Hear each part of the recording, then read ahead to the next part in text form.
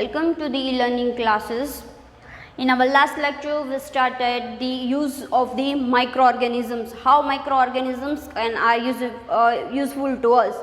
First, we discussed about the preparations of different food items such as the curd, cheese, paneer. Second, use of it to increase the soil fertility by the nitrogen fixation.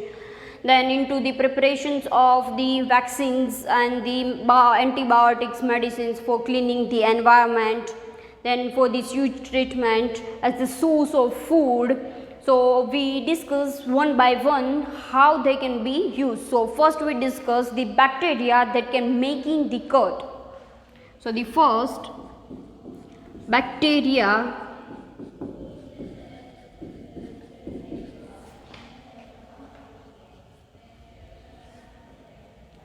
which is making the curd. So bacteria is a microorganism and which form the curd at your home. You can say that bacteria which is making the curd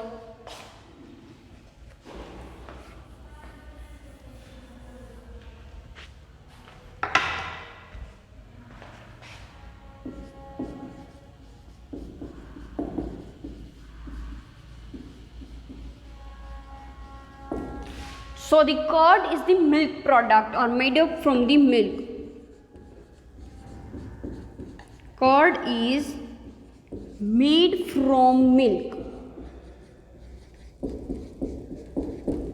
You saw your mother to prepare a curd at your home. What can she do? What does she do? So you can say that your mother can be made curd at your home. What does she do? So she take a container, take a warm milk and add 2 or 3 drops of buttermilk into it and leave this container overnight for at the warm place. So you can say that the cupboards or the drawers in your kitchen, she leaves this container at the warm place. After the night, on the second day, you can show that the curd, the liquid for milk is converted into the semi-solid liquid, which is the formations of the milk, which is the formations of the curd. So you can say that how curd can be formed. So we can say that milk contain bacteria, milk contain the sugar.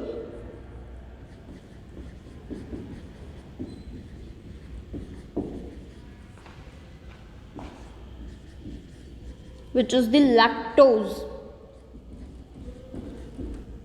or it contains bacteria. Milk contain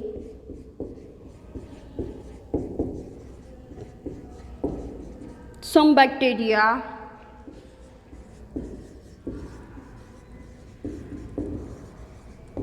as we discussed that microorganisms can spread all over it. So these type of the bacteria are also present into the milk. So the milk contains some bacteria which are beneficial for us.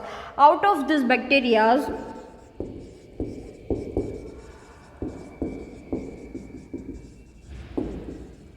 lactobacillus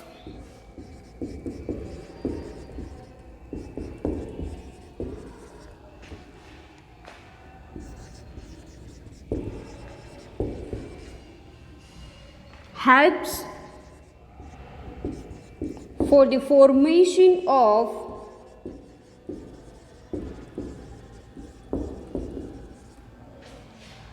curd. These lactobacillus can convert lactose into the lactic acid.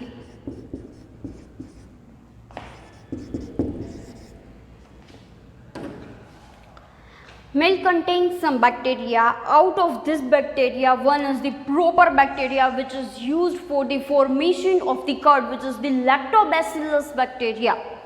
From this lactobacillus bacteria helps for the formations of the curd. As we discussed that milk contains the lactose the lactose sugar contained by the milk. This bacteria converted this lactose into the lactic acid. So we can say that this lactose is converted into the lactic acid by the lactobacillus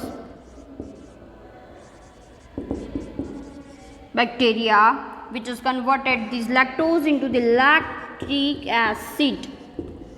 As we test the curd, which is show into the test, so we can say that these are the acids. In your next standard you studied that acid, base and the salts. These acids, all the acids into the natures are tested, show into their test. So this converted lactose sugar into the lactic acid by these bacteria, which are the lactobacillus. These lactobacillus bacteria are helpful for the formation of the curd. So we can write down the process of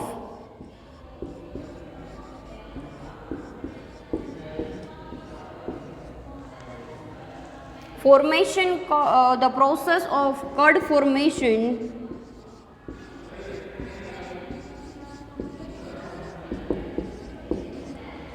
of curd formation from milk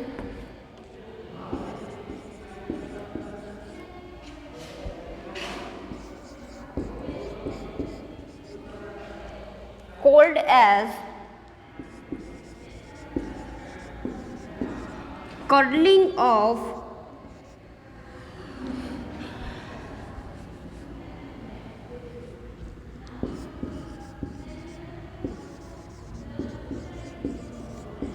milk. The process of curd formation from the milk is called as the curdling of the milk. We obtain the milk from the bacteria. So we can say that this process is the formation of the curd, which is known as the curdling of the milk. So we can say that for the formation of the curd, we can take a milk, warm milk, plus spoon of, we can say that curd or the buttermilk.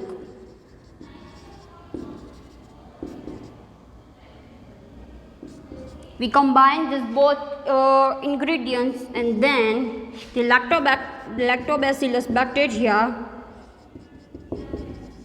converted it into the curd. We have to combine both of these. Overnight they do these processes by the bacteria, which convert lactose into the lactic acids, or into the morning you can show that there is the semi-solid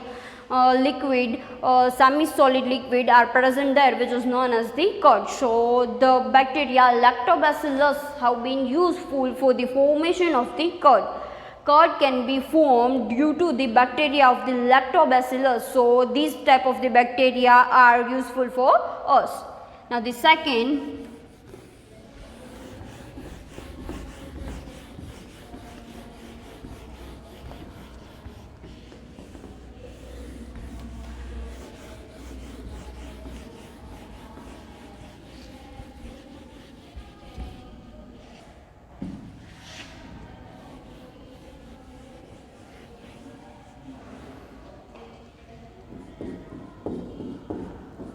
bacteria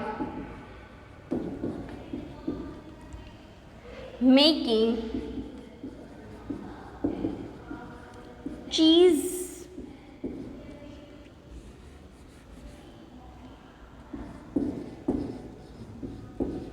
and paneer.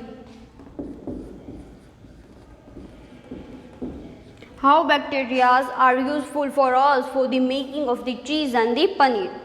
So we can say that cheese and paneer are the milk product.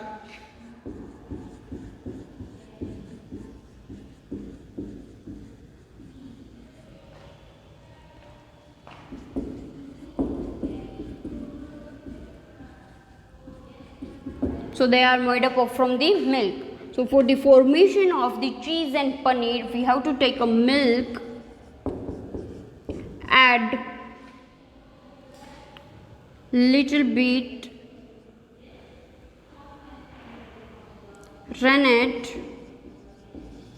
and leave it. After a certain time, the cheese and paneer have been formed.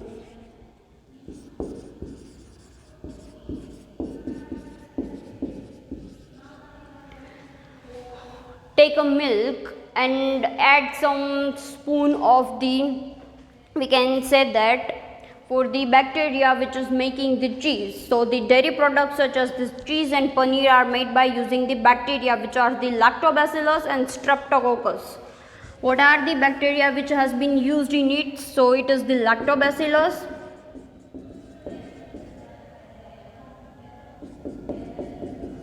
or we can say that it is the streptococcus.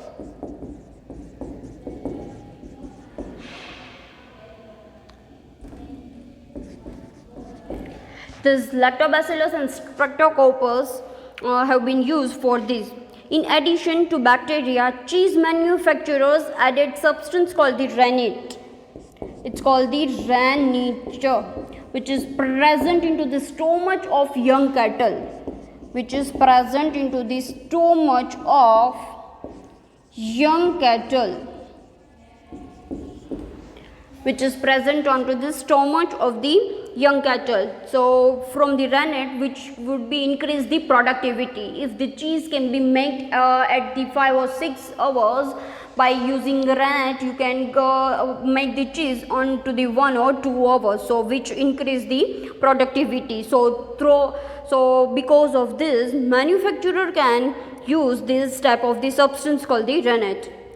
Nowadays, the alternative source of rennet ranging from plants, fungi and the microbial source are used as the substitute of animal rennets. So they can say that nowadays the substitute source of the rennet. So the rennets are also obtained from the plants,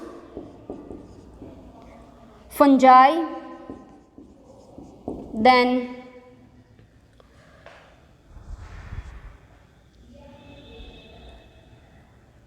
microbial source.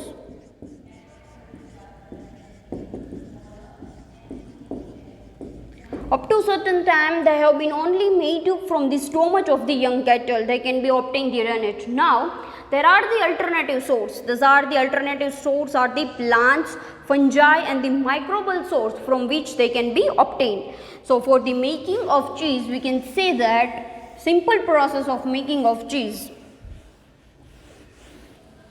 First we have to take milk because it is the milk product. Then we have to add lactobacillus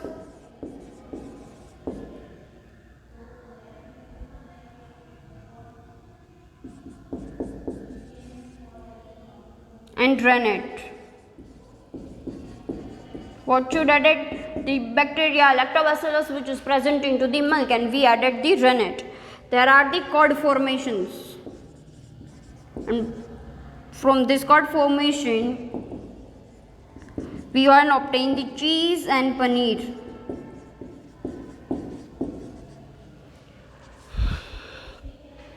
So this is simple process of making cheese and paneer. Take a milk, the lactobacillus bacteria are present in there, and then we have to add the rennet at the outer source, the curd formations, and out of the curd the cheese and paneer have been obtained. So by this way bacteria are useful for the making of cheese and paneer.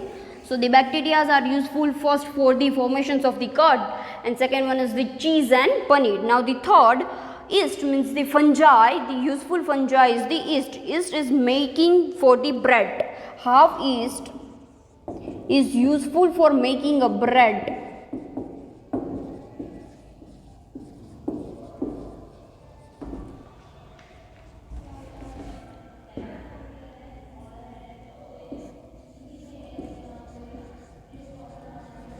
How fungi yeast is useful for making a bread? We can say that the bread is made up by using the fungi. So for the milk, for the bread is made up from the wheat, or we can say that it is made from the maida. So which is the flour. Take a flour of any of it. Yeast plays an important role in formation of bread, cake, pastries, idlis, dosas and dokla. all the bakery products are made up from the yeast. So the yeast plays an important role into the formations of the bread, onto the cakes, pastries, idlis, dosas and the doklas. To make a bread, yeast is added to the mixture of the flour, such as the wheat flour or the maida flour. So we take a wheat or the maida flour and we have to add yeast into the powder form, which is the fungi, with the sugar and the warm water. So we have the flour, we have to add the flour, then we have to apply sugar and warm water and the yeast. First we have to flour, then we have to add sugar, warm water and yeast into it. The dough is left for about 2 or 3 hours. You have to left the dough about 2 or 3 hours. You will observe that the dough is rise in volume. Suppose this is your dough. After 2 or 3 hours, it increase its volume. This is the before and this is the after.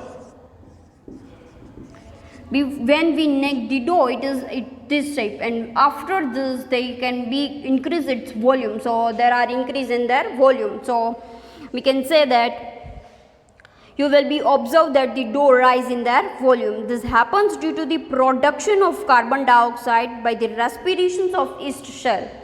Why this dough raise their volume? So we can say that there is the process of respiration process.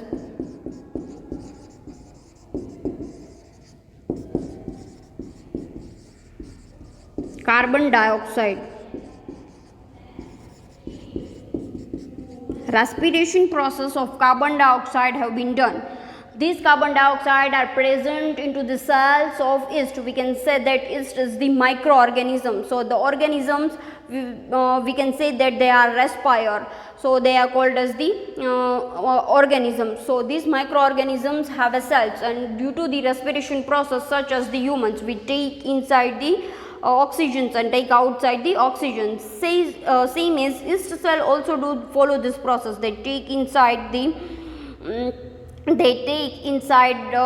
oxygen and take outside the carbon dioxide. When this carbon dioxide have been released, so they are formed of the carbon dioxide. Bubbles of the gas fill the dough. So these bubbles have been formed into the step of the dough, and they are filled with the dough. So these bubbles have been filled with the dough, and so the volume of the dough have been increased. Baking of the dough drives off.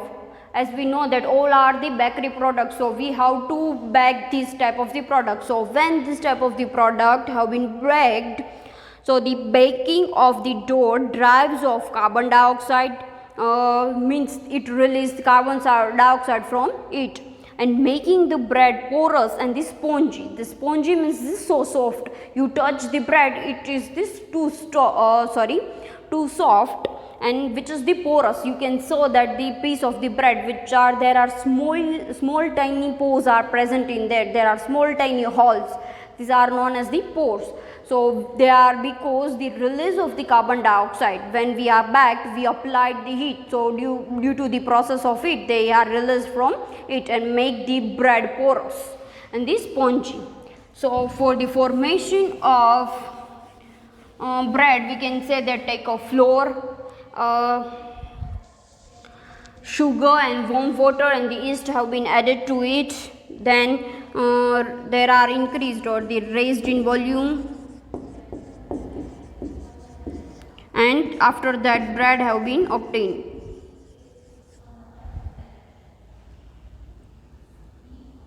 After this process, bread have been obtained. For we have to take a flour, but then we have to add sugar, warm water and yeast into it, leave for 2 or 3 hours, and then which are the raised in their volume, which are, and then we have baked this dough and obtain the bread from it. So this is the yeast making for the bread. now which is used for making different food items such as the idlis, dosas, for the making food dishes, which is also used for the making of the idlis, dosas, dhokla. So these have been used for, right? It is also used in preparation of many food items like idli, dosa and dhokla. The release of carbon dioxide by the yeast cell make the food items soft. For the idlis and dosas, you have to take the rice flour and add yeast to it, add warm water and leave it for the 2 or 3 hours. You can show that after 2 or 3 hours there is the release of the carbon dioxide have been done. The tiny holes which you see into the case of idlis and dosas, when you eat, you can see that there are tiny pores which are present on idlis and dosas, are airspace created by the excess escape of the carbon dioxide gas. So whenever the carbon dioxide have been released from it, whenever the carbon dioxide is released, they form a bubble or these so small tiny pores. So this is it for this lecture. In this lecture we learned that how bacteria are useful for the making food items like the curd, cheese and paneer, and how the fungi yeast have been used for the preparation of bread and other food items. So in homework you have to write down the process of formation of the curd.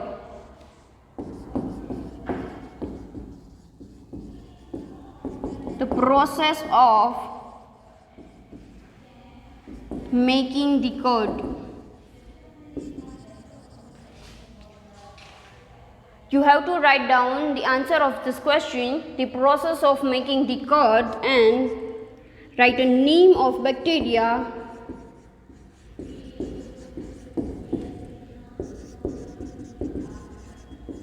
used for formation of curd.